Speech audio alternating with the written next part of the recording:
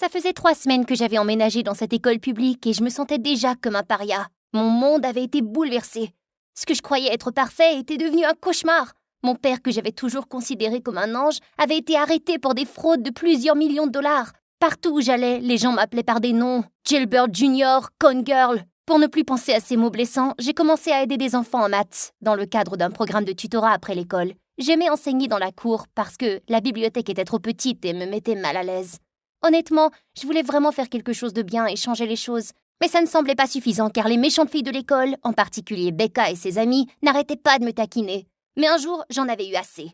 Je m'occupais de mes affaires et j'enseignais à des enfants dans la cour de l'école quand Becca et ses sous-fifres sont venus me voir. « Qu'est-ce qui se passe ici? Des cours qui traitent de comment sortir de prison? » Oh, Ellie, qu'est-ce que ça fait d'avoir des parents criminels célèbres? Ce que je donnerais pour avoir un bouton muet.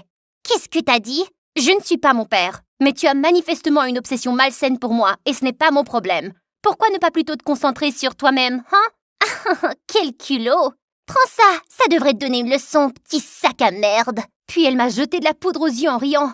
C'est à ce moment-là que j'ai craqué. J'ai frappé Becca avec force, mais quand j'ai vu ses spires prêtes à se battre contre moi, j'ai su que je devais m'enfuir. Et puis je suis tombée sur la dernière personne que je voulais voir, Axel. Et Devon et Félix qui le suivaient. C'étaient les fameux diablos de l'école. En plus d'être les 3 garçons les plus sexy de l'école, ils étaient aussi de vrais fauteurs de troubles. Ils n'étaient pas méchants, c'était juste leur aura mystérieuse. Qu'est-ce qui se passe ici? Hé, Devon! Salut Axel! Comment ça va? Il a demandé une question. Rien, c'était juste... J'ai pas l'impression que c'est rien. Ce n'est pas fini, Blondie. Ouf, j'étais sûre de revoir Becca, mais au moins elle était partie pour l'instant. Merci. Pas si vite, princesse. J'ai dit merci, non? Tu nous dois une fière chandelle pour t'avoir sorti du pétrin, Becca. Ouais, alors à partir de maintenant, tu feras des choses pour nous. Comme nos devoirs, porter nos sacs, en gros, tout ce qu'on veut. Et on te protégera en retour, d'accord? Non, j'ai besoin de personne pour me protéger. Et j'ai absolument pas demandé d'être sauvée. Alors faites de l'air. Mais comme nous sommes des âmes bienveillantes, nous avons quand même aidé. Et n'oublie pas que Becca est une double championne de lutte de notre école. Alors, qu'est-ce que ça va être? Tu veux te faire botter les fesses par Becca ou tu vas nous aider, hein? L'abruti a soulevé un point important. D'accord, très bien, je vais le faire. Ne me jugez pas, au moins j'allais être en sécurité. Bien, à plus, princesse. Salut à vous, je suis Ellie. Likez et abonnez-vous avant que je continue. Allez, j'attends. Ça faisait une semaine que j'avais passé un accord avec les Diablos, et je dois admettre qu'ils me protégeaient super bien.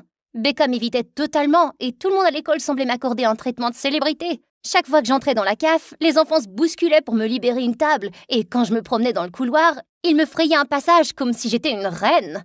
Mais tout a un prix. On ne peut pas avoir de belles choses gratuitement. Pas vraiment. Comme les Diablos étaient mes gardes du corps, ils m'ont fait faire les trucs les plus nuls qui soient en retour. Je portais leur sac, je leur achetais de la nourriture et j'étais leur pom-pom girl personnelle pendant qu'ils jouaient au basket. Je faisais même leurs devoirs, alors que je leur avais proposé de leur donner des cours particuliers à maintes reprises. Non, lire des livres me donne mal à la tête. L'idée d'étudier me donne des frissons dans le corps. Nous t'avons toi, pourquoi devrions-nous étudier? Pour graduer, idiot. Un jour, j'ai décidé que j'en avais assez d'eux et de leurs exigences ridicules. Je n'avais plus le temps de me concentrer sur mon programme de tutorat et je voulais simplement que les Diablos disparaissent. Alors, en faisant leur prochain devoir, j'ai fait exprès de me tromper dans la plupart des réponses. Lorsqu'ils ont reçu leurs notes, la tête qu'ils faisaient n'avait pas de prix. J'arrive pas à croire ce qui est en train d'arriver. Pince-moi, Axel, pince-moi maintenant. Je peux pas croire, j'ai eu un C. T'es sûr que c'est le mieux que tu puisses faire, mec? Ah ouais, c'est le premier C depuis tant d'années. Ma mère va être très contente. Beau travail, princesse. Ils étaient heureux d'obtenir un C? Quel genre de monstre était-il? T'es vraiment heureux avec un C? Je suis une as en maths et j'ai honte d'avoir fait ces devoirs. J'arrive pas à croire ce que je dis, mais à partir de maintenant, je vais vous enseigner les maths. Compris, les gars? Je ne pense pas. Eh bien, je le fais. Ferme-la, Axel. Tandis qu'Axel et Devon se sont mis à rire comme des fous, Axel m'a jeté un regard de mort. J'étais déterminée à faire des Diablos des tueurs en maths. Qu'Axel le veuille ou non. Tous les jours à l'école, j'avais des séances de tutorat avec les Diablos. Au début, ils m'intimidaient un peu, mais je me suis vite rendu compte qu'ils n'étaient pas si mauvais. Devon essayait toujours de se mettre en valeur et se vantait sans cesse du nombre de filles qui lui couraient après. Genre une fois, il m'a même demandé d'être sa fausse petite amie pour que les autres filles se retirent. Axel était une sorte d'énigme. On ne savait jamais ce qu'il pensait, mais je le surprenais souvent en train de me fixer et ça m'échauffait le visage. Félix était un véritable amour, toujours en train de jouer de la musique. Mais ce que j'ai le plus admiré, c'est la façon dont ils se soutenaient mutuellement, en particulier Félix. Il était comme le jeune frère de la bande, et il était évident que les deux autres veillaient sur lui. Pendant les quelques semaines où je leur ai donné des cours particuliers, je me suis surprise à m'occuper de lui aussi. Un jour, en quittant l'école, je suis passée devant la salle de musique et j'y ai vu Félix à l'intérieur, l'air abattu et triste. Quelque chose n'allait pas. « Hé, tout va bien ?» C'est juste que mon père a des difficultés ces derniers temps. Il n'est plus comme avant et maman dit que c'est à cause d'une grosse perte d'affaires. Il est trop fier pour en parler, alors il essaie de nous le cacher, mais je vois à quel point les choses ne vont pas. Mon père me manque et je veux vraiment l'aider, tu sais. Ça m'a vraiment fait mal de le voir ainsi.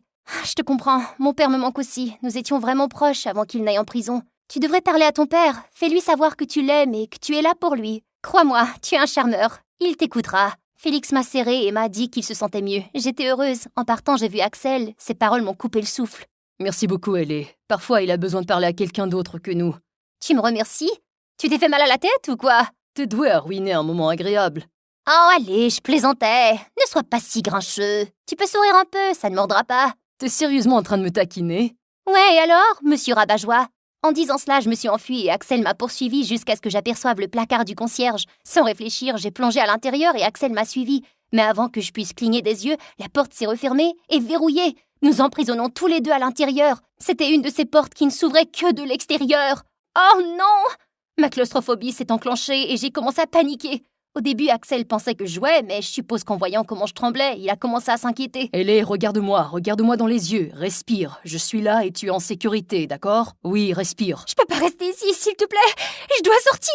Nous sortirons bientôt. Le concierge reste dans le bâtiment jusqu'au soir. Il viendra et ouvrira la porte, ne t'inquiète pas, d'accord? Alors que je me calmais, il a continué à me parler doucement et j'avais l'impression d'être transportée loin de ce minuscule placard.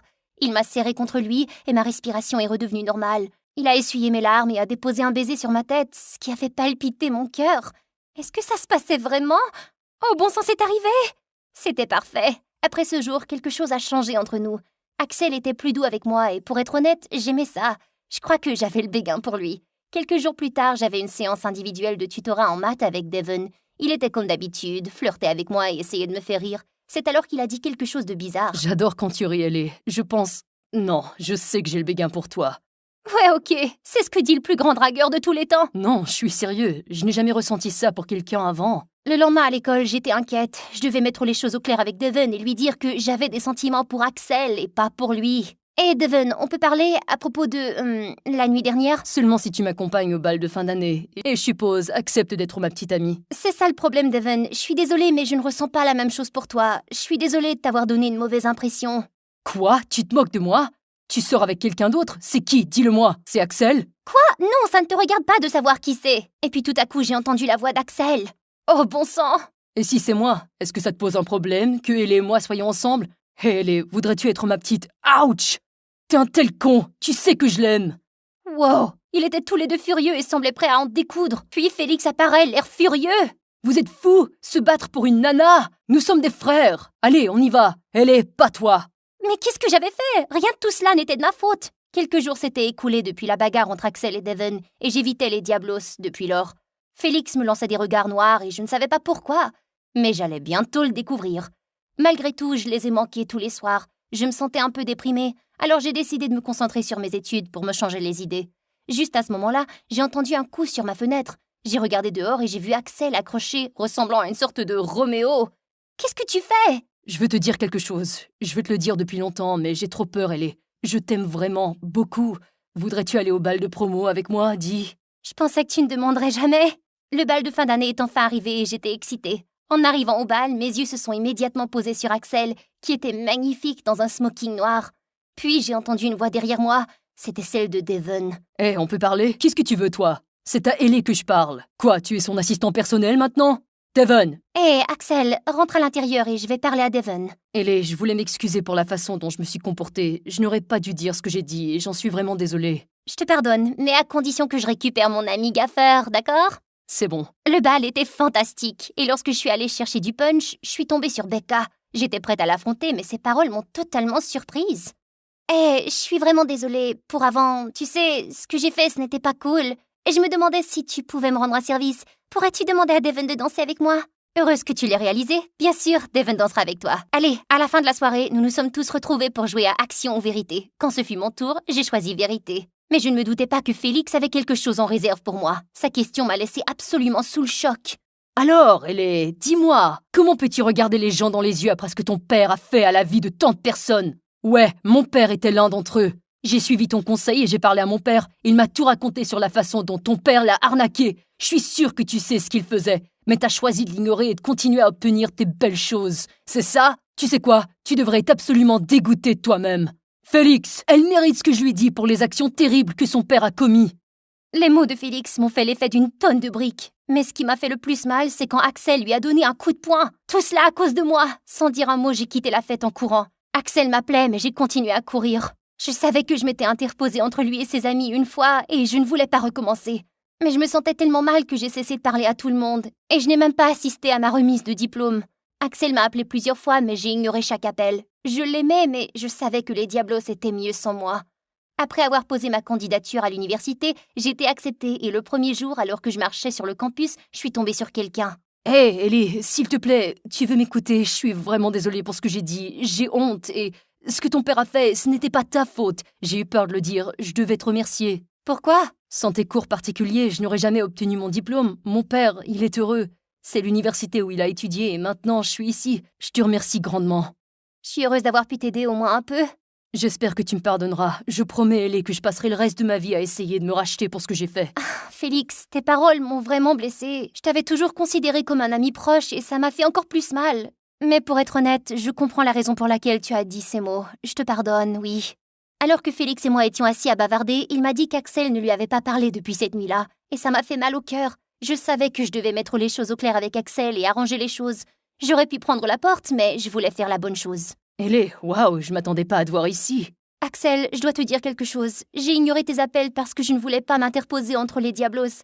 Je pensais que je faisais le bon choix, que je me sacrifiais. Mais chaque fois que je voyais ton nom sur mon téléphone, c'était comme un poignard dans mon cœur. Tu n'as pas idée de la difficulté que j'ai eue à ignorer tes appels. Mais maintenant, je sais que j'ai eu tort, Axel, et tu m'as vraiment manqué. Ellie, tu n'as pas idée à quel point tu m'as manqué ces dernières semaines, mais je voulais te donner de l'espace. Et tu es là maintenant. Et je dois te dire, Ellie, que je suis amoureux de toi, et je tiens à toi vraiment. Axel, je ressens la même chose. Je ne l'ai pas réalisé au début, mais je pense que... Non, je sais que je t'aime. Je t'aime aussi. Mais attends, les gens nous appellent les Diablos?